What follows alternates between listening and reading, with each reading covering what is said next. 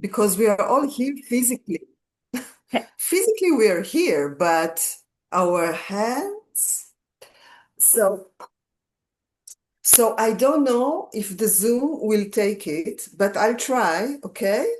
I'll try to put the sound and let's see. No, no. Okay, okay. But we can Imagine, imagine. imagine the bowl, okay? Our imagination is a great servant. So let's take a minute. You can close your eyes or leave it open. Just gaze in front of you without really looking at anything. And notice your breathing. Notice the way air comes in, filling up your lungs, your belly, and then it leaves the body. You're just in a very particular way noticing the little details of how you are now, the way you're sitting, the way your hands are put now, the way your legs are meeting the ground, the sounds around you,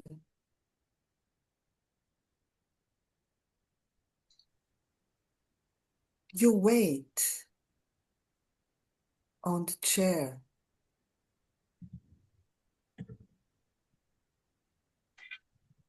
And if you can just now notice that when you breathe in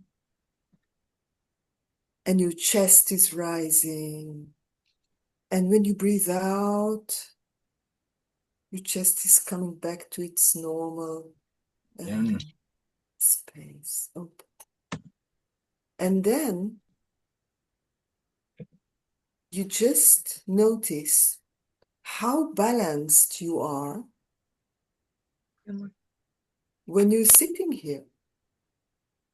Feel your balance. No, you're centered, you're physical centered. And with this balance sensation, maybe you try to find it. Maybe you don't find balance. It's okay. But with your breathing, you're balancing your bodily sensation on the chair more. And it's okay if not all your parts are ready to be balanced. It's okay. You're continuing to breathe in,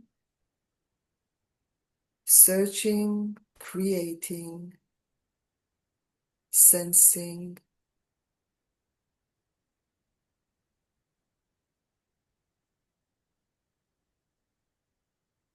Balance within as much as it's possible just now.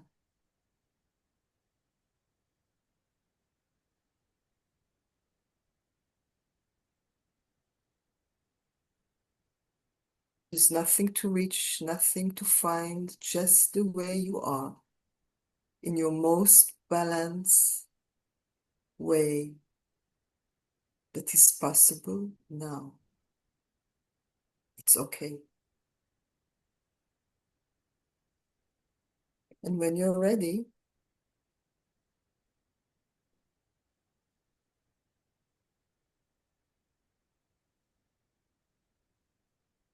gradually open your eyes.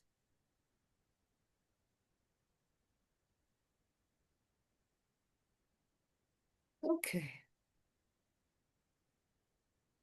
Okay. So, this very little practice,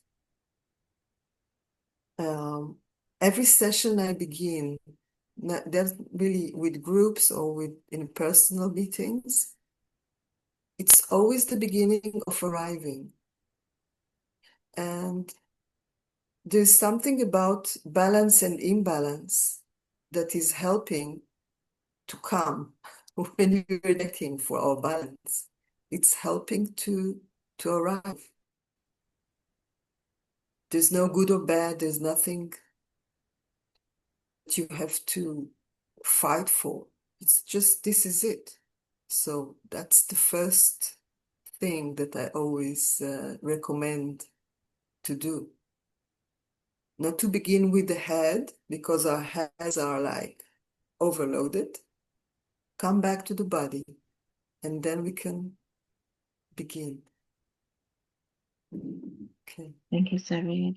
Um, it's it's a very good way to arrive. Um, I'm wondering now that we experienced this a little bit. When did you first experience mindfulness? How did you get closer to mindfulness? Because that's probably a whole story there. We won't enter into all of it, but how did you realize that, wow, it's working? I tried it and it's working. Wow. Well, you know the story, but it's kind of uh, Well, maybe we need to hear the story very uh, yes, in a for those short, who don't know yes. about But okay. So the beginning of the beginning is with not knowing anything about the practice.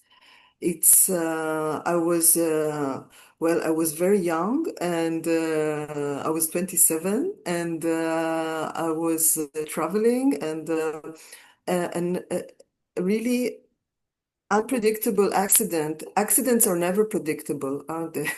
Accidents are that just happening. And a head injury, falling to a coma, and waking up with the um memory of being when I was in a coma. The only memory I have is that I was enveloped in light, and it was like being at home, really relaxed and loved and belong. And when I woke up, I was an artist. I'm graduate of Bezalel Academy of Art, and I'm a designer and an artist. And I had a studio that I called in São Paulo. It's called Solo Arte. It's like only art. And I was producing objects for big places, and it was very creative process. And then all of a sudden, shut down. Being in a coma, it's you're not here. It's a nearly death experience. And then waking up with an absolute like inner knowledge that I have to bring this light here to this world. And it's not bringing the light in a spiritual way, but more in a physical and actual practical way. And I have to help myself because I knew I have to practice meditation. Without knowing meditation beforehand, I knew that meditation, Tai Chi meditation, is the way. And because I was living in São Paulo and there were many Chinese and Japanese, there is a big community there. I found an amazing Chinese teacher, Pai Lin. At that time, it was more than 30 years ago. He was 80. And it was amazing because as soon as I started practice, I knew this is home. I can come back to myself every time I'm balancing myself, every time I'm breathing. And it was a very gradual process because the practice, Chinese practice, it's very slow, gradual thing that you do. So first we were just standing for 40 minutes, Qigong, you are standing 40 minutes in the tree position. That's what you do. That's it. No explanations. That's the way you do. And you just do it because this is the way. When I woke up from the coma, I couldn't walk. I couldn't talk. I had to begin everything from the beginning. I didn't have a sense of smell and taste because it was a head injury. So uh, my eyes are one of my eyes is injured until now. I had to begin everything from the beginning, and meditation was the first thing that I knew that would be the thing that will help me. So very gradually, I began to listen to what my body really wants from this situation of not knowing anything, like a newborn baby. You have to try, you have to stand, you have to, without smelling, without tasting, what your body wants to eat. What is the best thing that you can give your body so it can be back in balance. And this process went through like more than a year, and I thought everybody called it like you're going through a recovery process, but I thought it's more a discovery process. Mm. And in the discovery process, many layers of things that we forget as we grow were just went off. So the discovery was, okay, this is it. This is life. And ever since, I appreciate every morning when I wake up, I appreciate the fact, first, that I woke up. Second, that I can get up from my bed. I can talk with you. I can move my hands. It's not obvious. So I'm not taking Mm. anything in life as for granted. Mm. It's a great present to be here and this life is an opportunity, one life opportunity. That's a So that's the well. beginning of my practice. I think beside the tragic event that happened to you, that's such a different perspective because I do take things for granted. I do feel like it's normal that I move, it's normal that I talk, it's normal that I walk through life with what I have already because um, I never, they were never taken out from me. But also, what I feel, it's also the normality of the mind shutting down my body and feeling numb and feeling I'm not here. I'm just floating and kind of having too many tasks and not being able to do them and never connecting, as you said, with what my body wants to eat, what my body wants to do right now. Uh, that's a that's a practice that I actually didn't have, and I'm not sure about you, the other participants here, but I must say, from my experience, it was so hard, and I learned it because I went into this field of mental health, and I needed to teach my clients this, and I didn't know exactly what it is. Mhm, mhm. Yes, yes, it's like we are forgetting because it's so obvious that we can do things. But sometimes when you feel a bit sick, your belly, you have aches, headaches, earaches, toothaches, all of a sudden you feel this, you feel, oh no, it's terrible. Only when we don't feel well, then we are connecting with the not obvious fact that this is the this is what holds us here.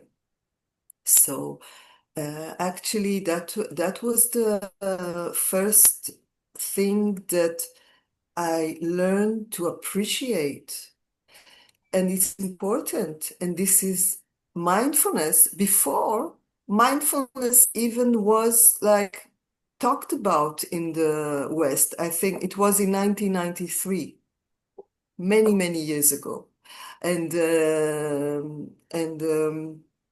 I know that John Kabat-Zinn John Kabat-Zinn is the, professor, if for people who don't know, Mhm. he is medicine professor. He brought the MBSR program for mindfulness. It's like mindfulness-based stress release. He brought it to the West. He's also a yoga teacher and a researcher.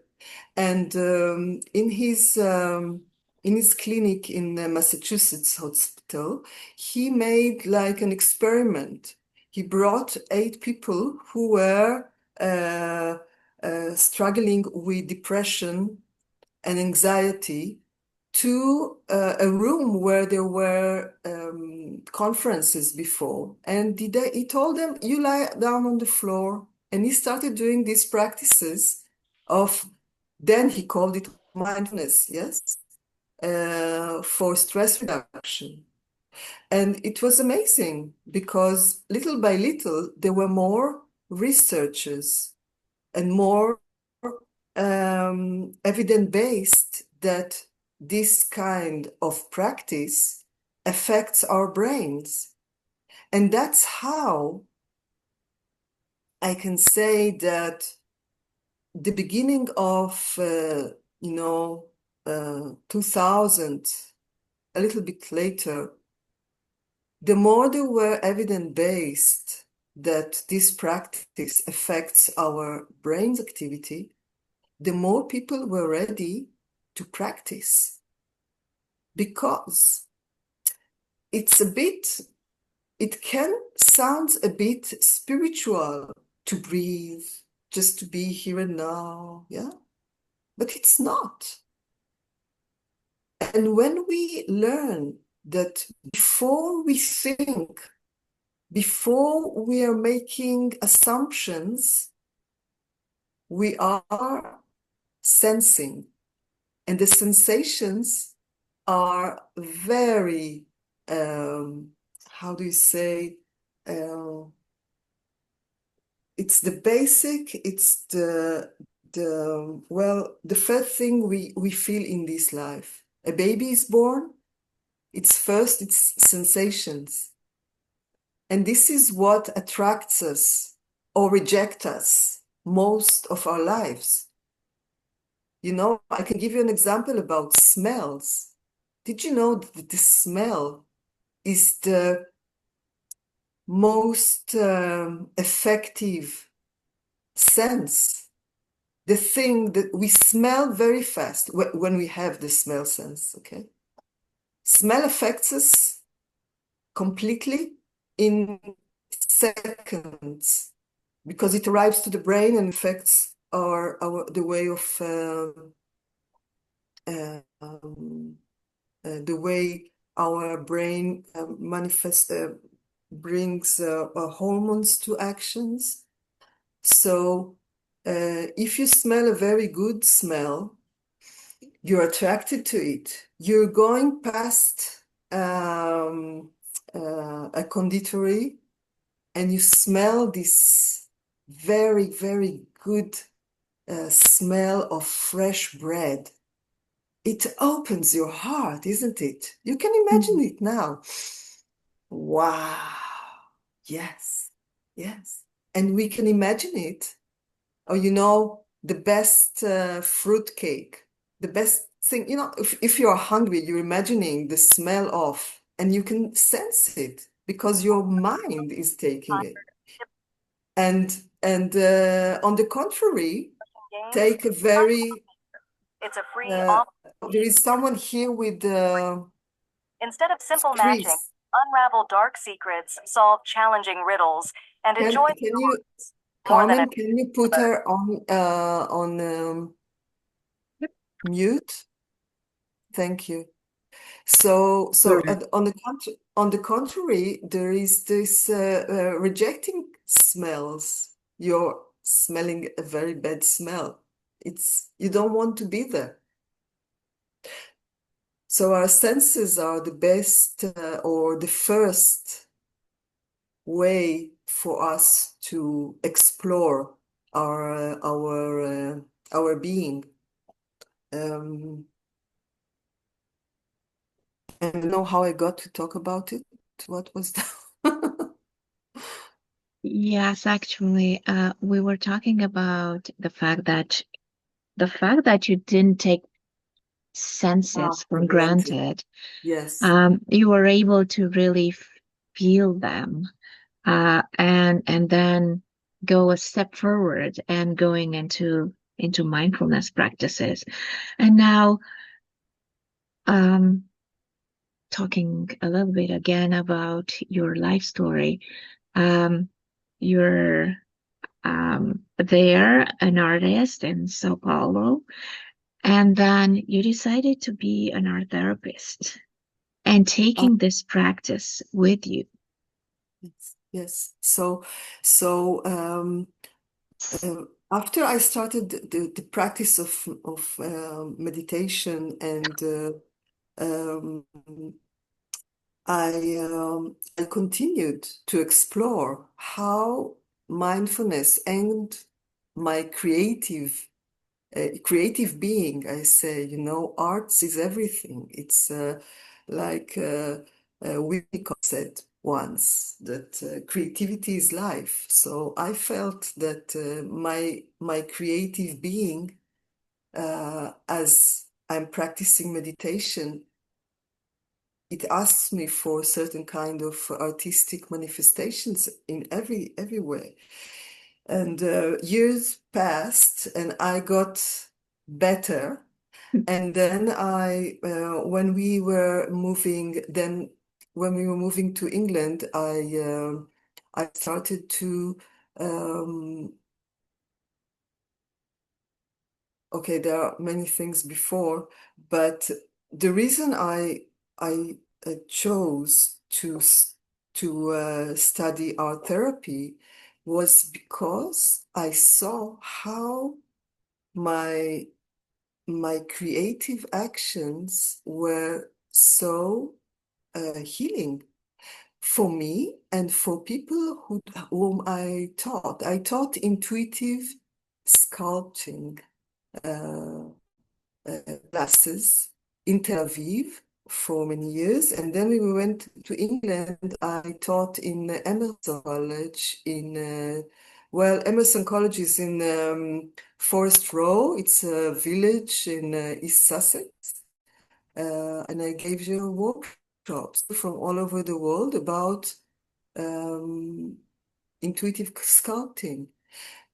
And people told me, it's healing what you're doing here with us. And every class began with meditation. They say it's really a process of healing for us too. So I studied art therapy in the anthroposophic school there, in Tobias School of Arts. And then when I got pregnant with my boy, we came back to Israel. And then I continued my study in Lesley University in Boston, and the connection between mindfulness and creativity for me was uh, like that's the base.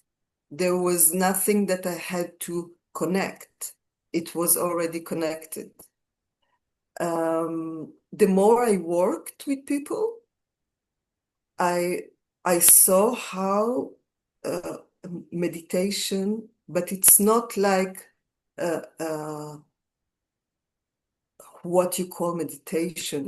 We are now doing mindfulness. We are now doing things. No, it's a part of waking up your creative self, especially when you are dealing with trauma.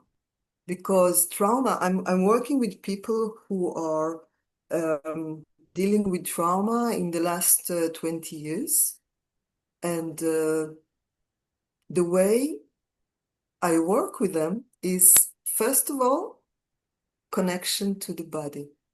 First of all, we connect to the body. And that's how the practice helps us. And then we let creativity be manifested without knowing. So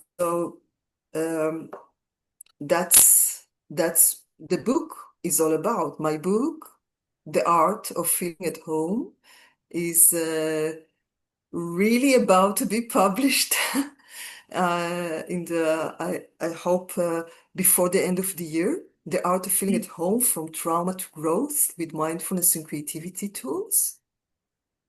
And it gives the 27 meditations, recorded meditations in the book.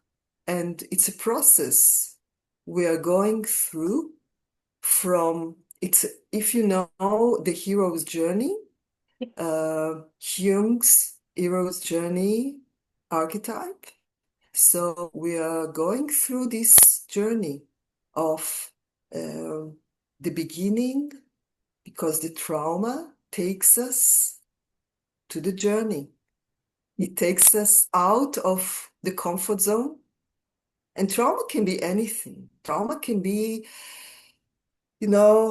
every change, dramatic change that you didn't really plan. It can be sickness, accident, divorce, leaving job. Trauma is something that splits what was and what will be. So this is the work I do with people, and that's why I wrote the book, to give these tools. And Well, Sarit, would the book talk about your story or your work with your clients? What is the structure of your book? I'm curious, because we were talking about this book for quite a while, and it feels like it's so we hope that it will be here maybe in the fall, and now it's in winter. But what is that? Just to kind of give a hint to all of us. What is this about exactly? What are the chapters? What are you taking us through? well, it's actually, thank you, because it's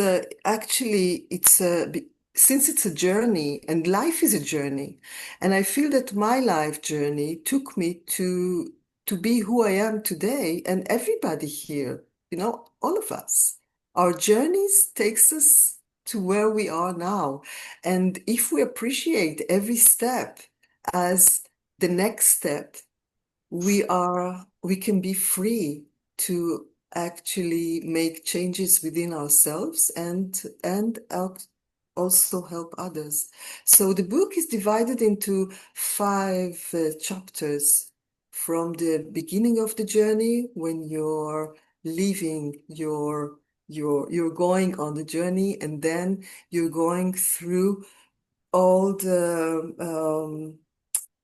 it's called the way you are dealing with emotion and thoughts, and it's all about my story, but the universal story. And when we arrive to the very deep pain that we feel, the very deep pain that actually sometimes blocks us or make us feel uh, imbalanced, when we are ready to walk through it, and the only way out is through, then we can arrive home to ourselves. And that's why, because there are many, many artistic, creative ways to arrive home to ourselves. That's why it's the art of feeling at home. And it's different from, for those who knows the concept of the hero's journey archetype, because the hero's journey archetype always talks about the journey and being a hero.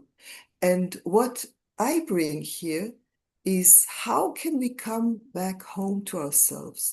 Not somewhere in the future, but here and now, from moment to moment, daily.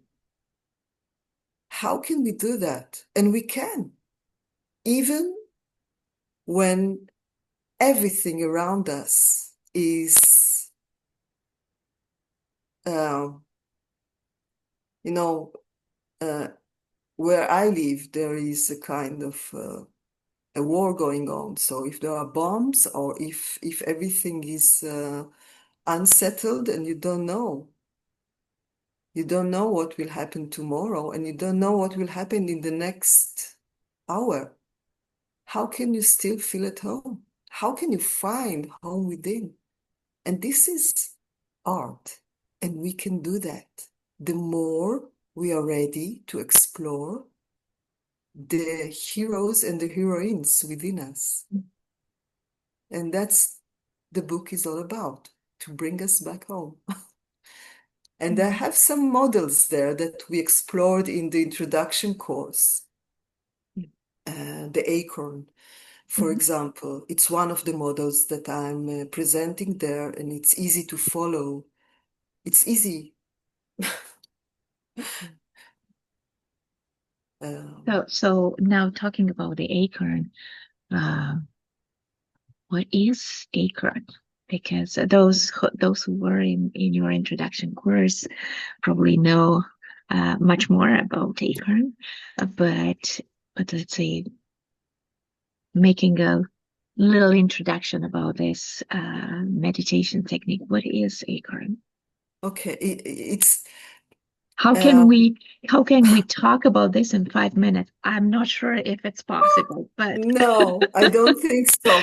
But it's the kind, I think it's in the introduction course. I really talk about it.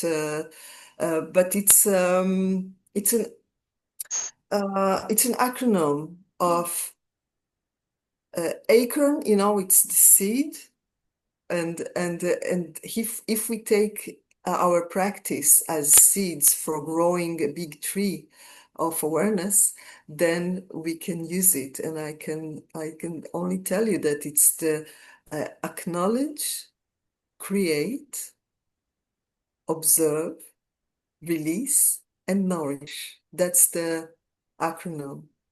And the practice we do with everything, we try to get to know better.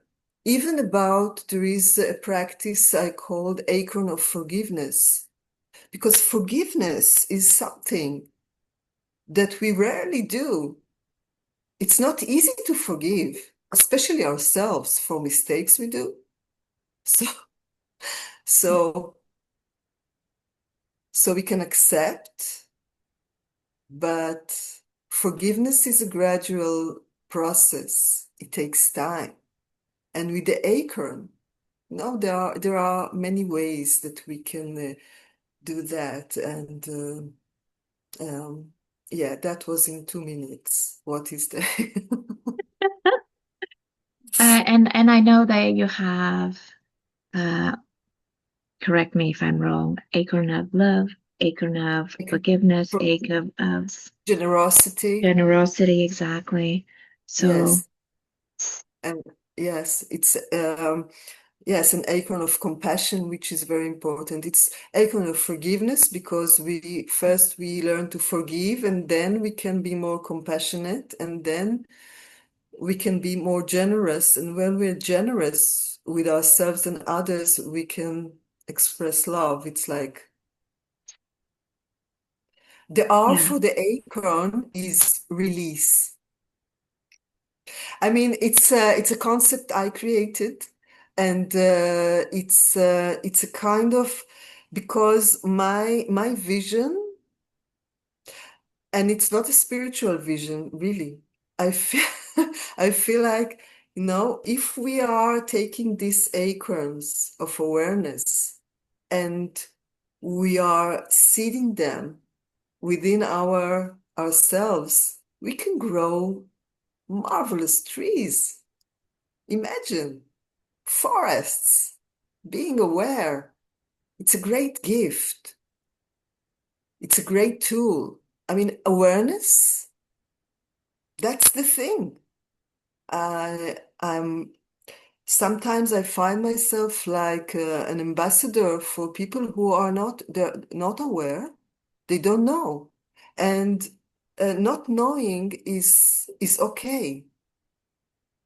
And the more, well, I work with people who are coping with difficult things they did in the past, people who hurt other people. And in this group, I always talk with them that now, when they are awakened, they can't go back because they know. And when you know, when you bring the shadows to the light, you can't ignore it anymore. And it's very interesting to teach this language because I'm not talking specifically what kind of deeds these people did, but I know that 6 months, I'm working with them already 6 months, they started to talk the language. So that's the idea of planting trees of awareness. Yeah. Many acorns. Well, beautifully said. Maybe to kind of close before we go into discussions, do you have any closing mindfulness? Or we can go to discussion and then we Yes. take the Maybe we go to time. discussion, and when we finish, I'll make like a closing practice. Yeah. So then for discussion, sorry for those who are not here. They won't participate to those discussions. I will close the recording and we'll go to the discussions, and then we'll come back for the ending with the mindfulness exercise.